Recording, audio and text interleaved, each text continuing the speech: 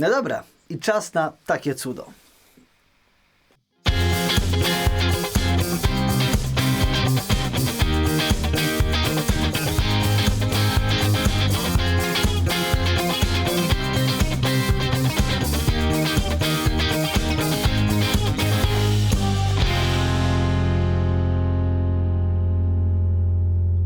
Witam Was serdecznie w dzisiejszym materiale na Overdrive Fan Studio, w którym zaprezentuję Wam swoją najnowszą, robioną na zamówienie gitarę od Jacka Kiedo. Myślę, że część osób z Was kojarzy ten kształt, ale tutaj to, co się dzieje, to jest, słuchajcie, mistrzostwo. Łapeczka w górę, subskrypcja, dzwoneczek i za czołóweczką zaczynamy. Światowa premiera na pewnych prototypach. Jedziemy.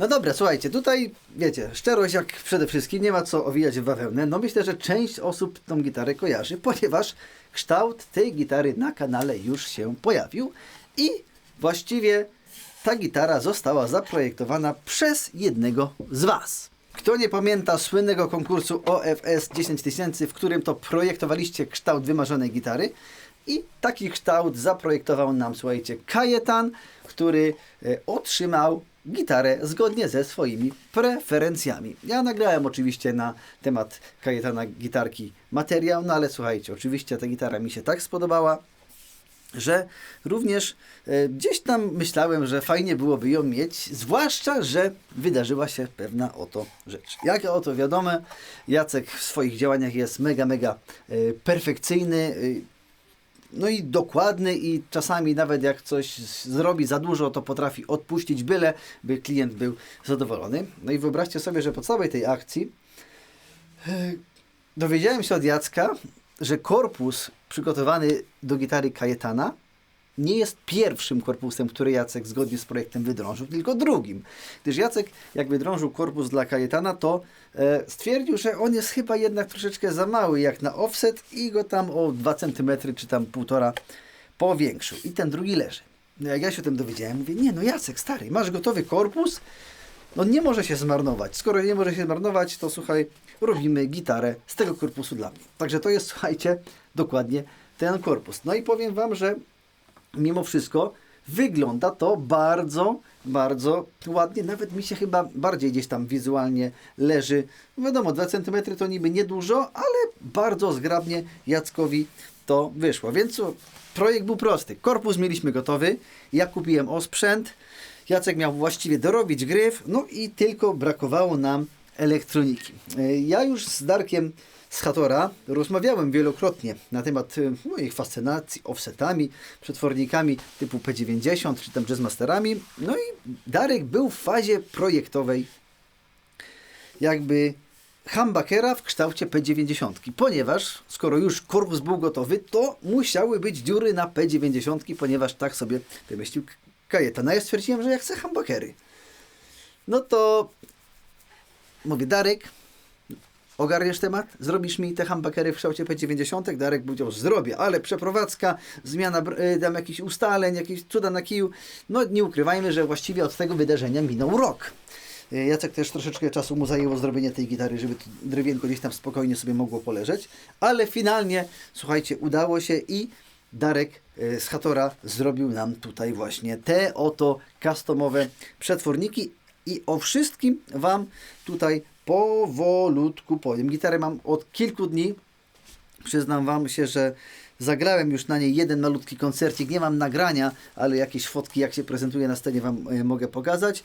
No ale teraz konkrety, o co tutaj chodzi, co tutaj jest. Ja pozwolicie, że będę się posiłkował, bo nie jestem taki, że wszystko spamiętuję, więc mam tutaj wiadomości od chłopaków i już mówię.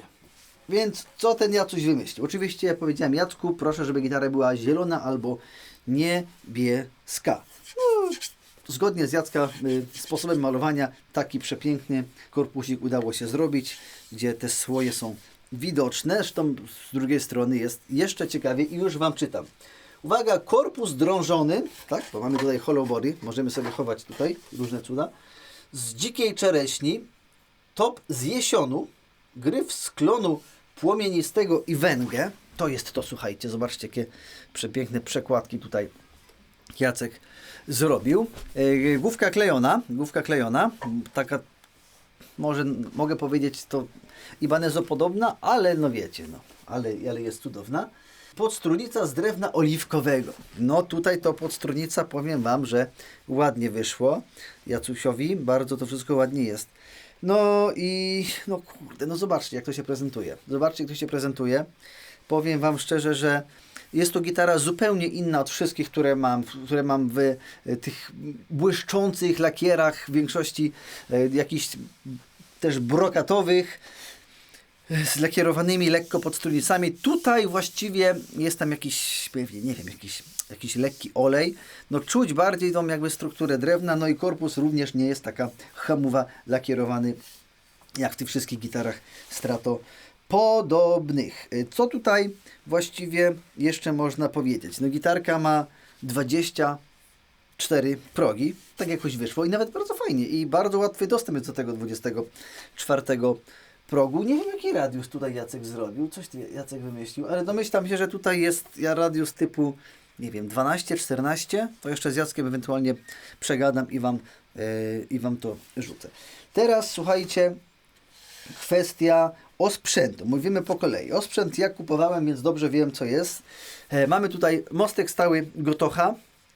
Mogę Wam nawet jakiś symbol powiedzieć, bo przecież to żadna tajemnica, gdzie ten Gotoch jest. Gotoch GTC 101 ST Style.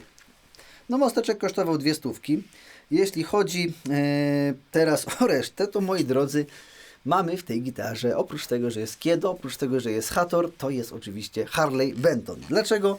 Ponieważ chciałem bardzo dobrej jakości klucze i wybrałem, słuchajcie, klucze Harley Bentona, które, jak to się pięknie nazywają, JN07CR coś tam, blokowane. Klucze robione w Korei. Słuchajcie, jak chciałem właściwie klucze, to miałem do wyboru kupienie w tej cenie kluczy zwykłych Gotocha lub blokowanych Harley Bentona. I teraz tutaj oczywiście możemy temat kontynuować. Naprawdę bardzo dobrej jakości klucze. Nawet jak Jacek składał, mówi, co to jest za klucze? Weź mi wyślij link, bo naprawdę są świetne. Więc Harley Benton również robi dobrej jakości osprzęt i myślę, że gdyby nie Graver HB na tych pokrętłach, to by mogły kosztować znacznie więcej niż te 160 zł, ile ja za nie zapłaciłem. Pickguard to jest również wycięty z gotowej pleksy, tej takiej kwadratowej, którą ma w swojej ofercie właśnie Harley Benton.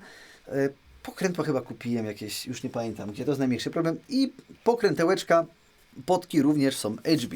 Także słuchajcie, polska sztuka, wspaniała lutnicza w połączeniu z jakąś taką, jakimś niedrogim osprzętem, bo wiadomo, wartość takiej gitary oceniamy też pod względem osprzętu. Natomiast teraz chciałbym się dłużej naprawdę zatrzymać na temat właśnie przetworników. I teraz tutaj mam od Dara również coś takiego.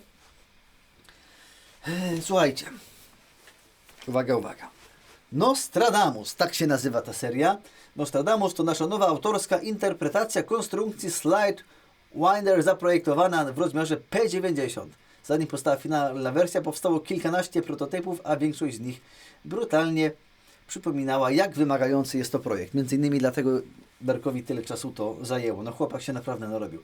Dopiero nowa koncepcja i kolejne testy sprawiły, że zażarło. Po kilku prototypach nowej koncepcji wiedzieliśmy, że jesteśmy w domu. Przetwornik jest zbudowany w oparciu o typ przetwornika Slide Winder, znanego m.in. z basówek Gibsona z serii EB. Te przetworniki zapisały się w historii jako Malt Bucker.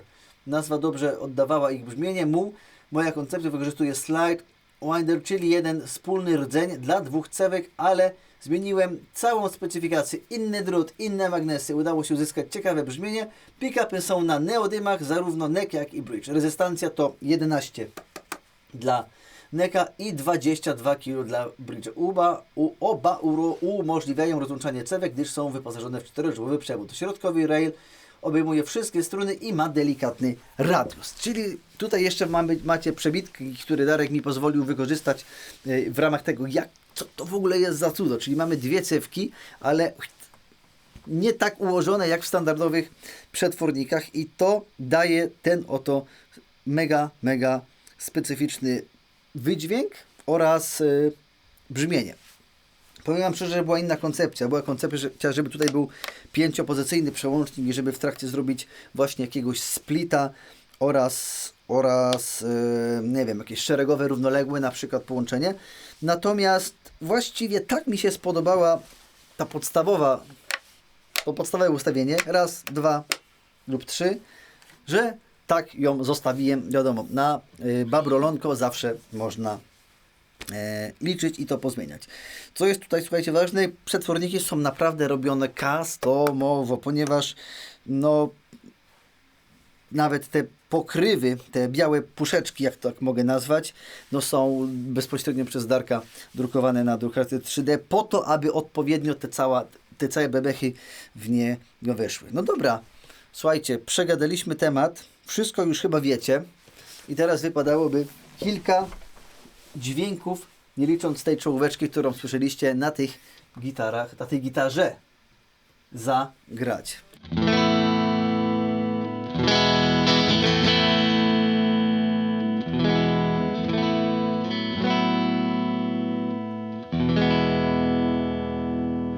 No i co, słychać humbuckera, nie? Ale tak strasznie nalatuje singlem. Wiecie, to jest jakby... Zrobimy teraz bridge'a.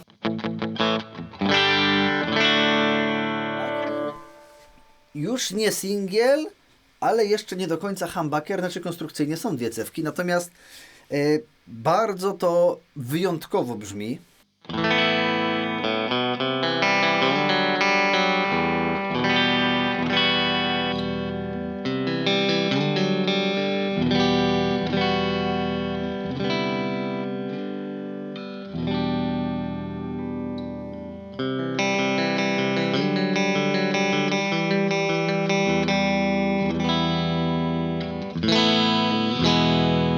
Góry się dam, bo przecież nie widzicie tej pięknej gitarki.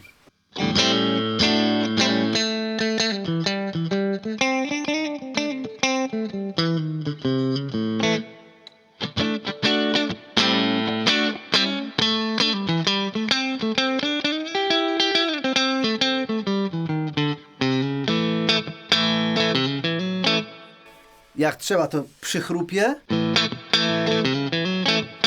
Nawet nie wiem, czy Wam za bardzo nie chrupie. Jeżeli tak, to wybaczcie. Ściągam teraz gain, bo jestem na 100% klinie na moim lanejku, nie?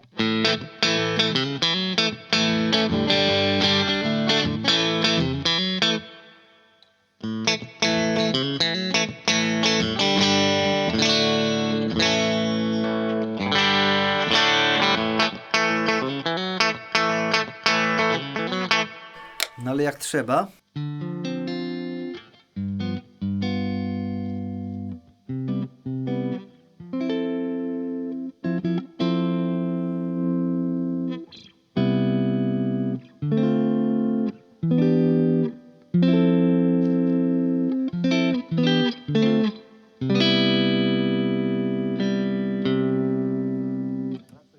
Telefon dzwoni, muszę oddzwonić, chwila przerwy.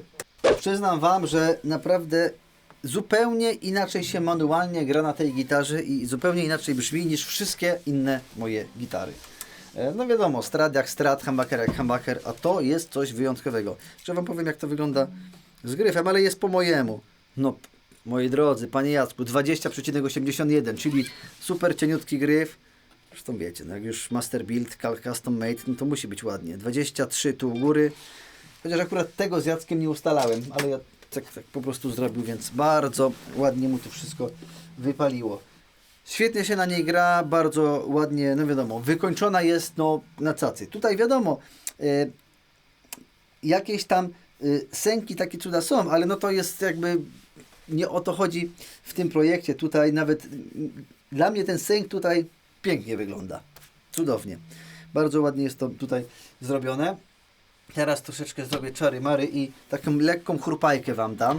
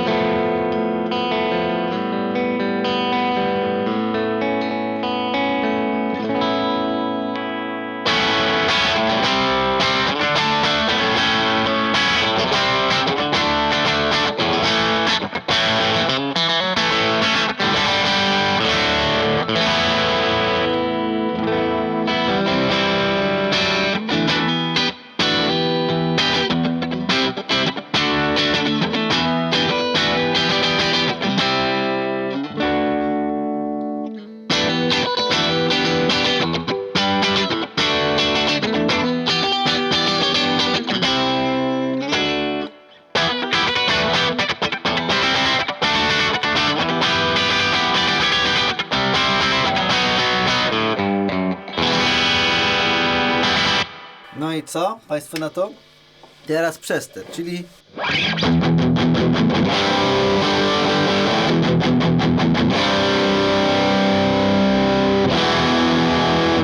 Czyli zobaczcie, jest takie best of both worlds, czyli zarazem jest i mięcho.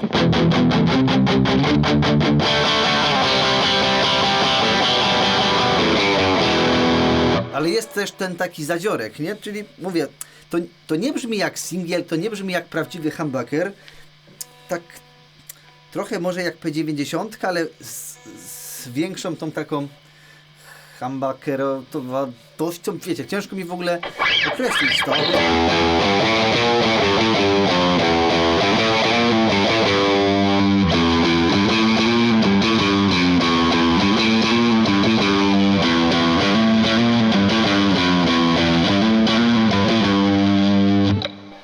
No dobra, wiemy, że tego chcecie.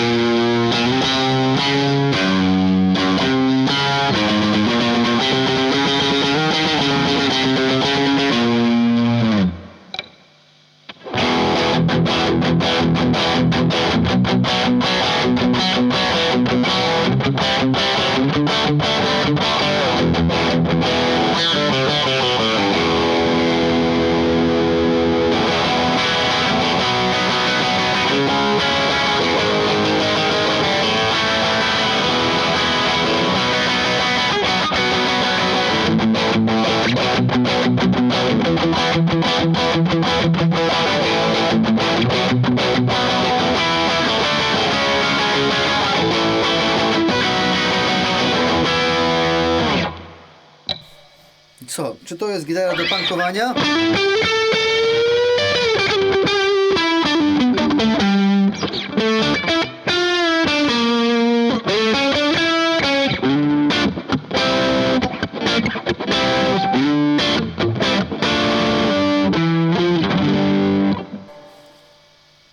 Nie brzmi to, jak mówię, każdy możliwy, nie wiem, Gibson czy tam Strat. Brzmi to jak ta gitara. Coś wyjątkowego. No na pewno dzięki tym przetwornikom.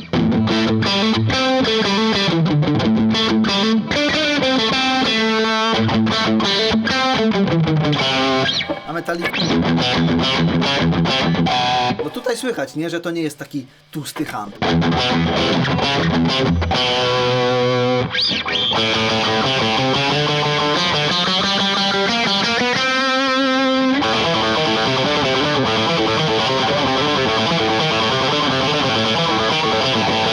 Ale do tych takich pochodów jednodźwiękowych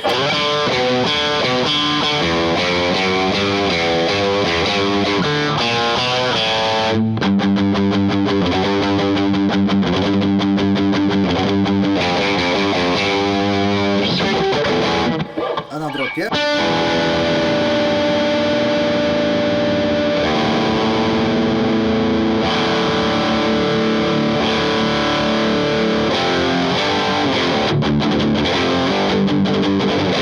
nie jestem na full jeszcze, nie? Pamiętajmy o tym.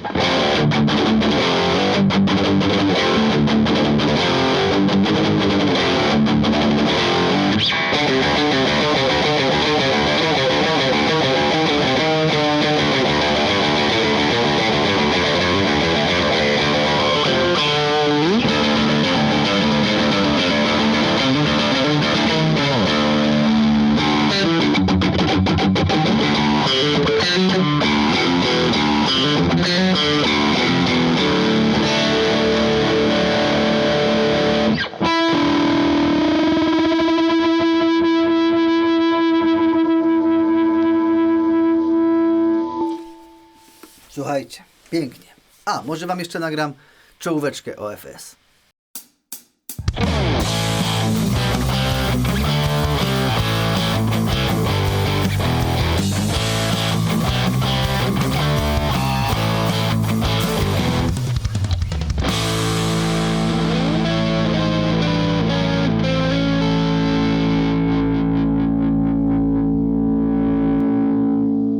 No, powiem Wam, że bardzo jestem zadowolony. Jestem zadowolony z tego projektu. Bardzo serdeczne dzięki dla Jacka za robotę drewnopodobną, zresztą w ogóle wycinanie tego wszystkiego i tak dalej, za to, że Darek te przetworniki zrobił. Darek, fantastyczna robota. Tu jeszcze mogę Wam tylko powiedzieć, że Cayetana wersja chyba miała tutaj przełącznik i tu pewnie jest nawet wydrążony tunel, ale ja mówię, nie, ma być tutaj. I z Jackiem, wiecie, debatowaliśmy, czy się tutaj wszystko pomieści, żeby no, to ustawienie zrobić pode mnie. I powiem Wam teraz tak, po pierwsze, te przetworniki jeszcze nie są dostępne na rynku, ponieważ jest to prototyp. Jestem pierwszy na świecie, który ma te przetworniki. Natomiast gdzieś w ciągu tygodnia, dwóch u Darka na Hator Pickups te przetworniki dostępne będą. Z tego co wiem, no bo nie ukrywajmy, że tutaj te koszta produkcji były dość spore, a ja powiedziałem, Darek ma ją być białe, no bo mają być białe i koniec kropka. Normalnie Darek będzie produkował je w czarnych obudowach. No wiecie, jak się z nim dobrze pogada, no i gdzieś tam się go doceni za ten zakres pracy, wymiany tych wszystkich barwników, jakichś tam kompozytów, to myślę, że Wam w innym kolorze zrobi, ale no wiadomo, to też będzie pewnie kosztować, bo naprawdę kupę pracy przy tym jest. Te przetworniczki będą kosztowały około 500 za sztukę, bo tutaj naprawdę bardzo delikatnie to wszystko jest zrobione, ale w sensie delikatnie, wiecie, no jest kupę precyzji potrzebnej, o, może tak powiem. Puszki drukowane tutaj, nie jakieś tam ściągane gotowce z Chin. Więc tak czy inaczej pamiętajcie, że z kodem OFS5 na Hator Pickups na wszystkie przetworniki macie 5% rabatu. Tyle z Darkiem udało mi się dogadać.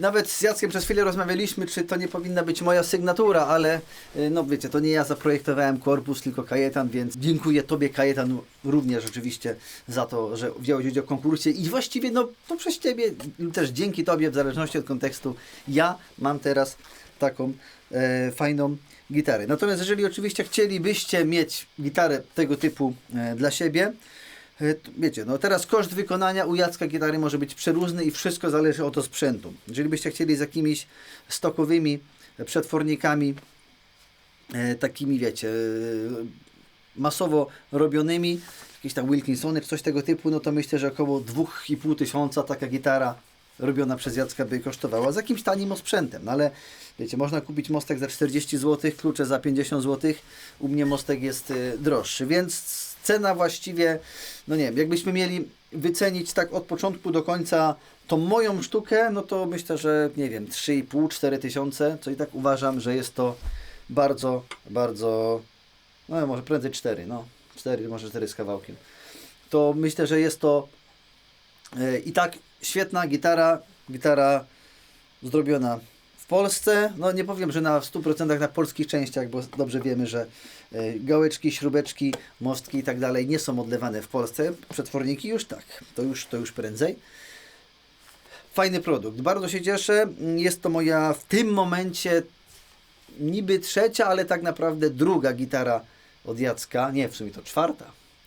Bo miałem tam jeszcze, jak Jacek zaczynał, jakieś tam gitareczki, ale u mnie w domu tutaj druga, bo jeszcze pamiętajcie, mam Jackowego barytona z płyty OSB, który już był na kanale.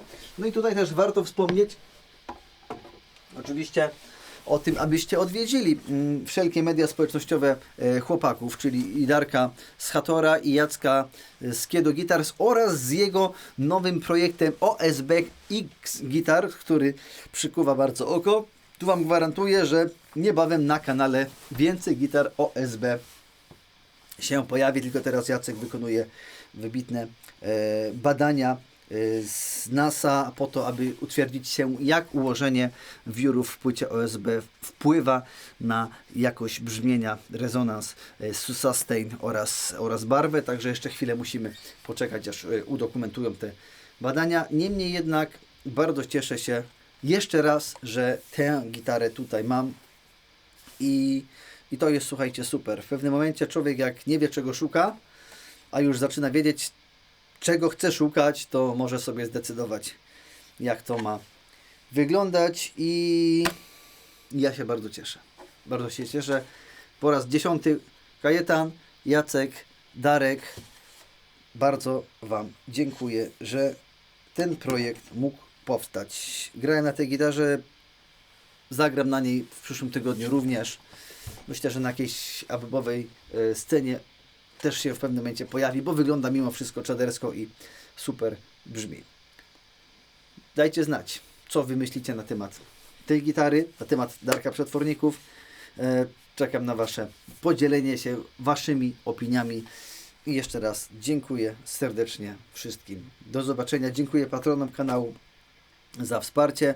Jakbyście chcieli wiedzieć, linki dam wam w opisie i do kupienia przetworników, jak już będą gotowe, jakbyście chcieli mostek ten, czy te właśnie klucze fajne sobie odnaleźć, to wam też wszystko w komentarzu i w opisie dam. I przypominam, że zakupy z tych linków moich również mi pomagają w rozwijaniu dalszym kanału. Serdeczne dzięki, do zobaczenia, łapeczka w górę, subskrypcja, dzwoneczek, cześć i pa!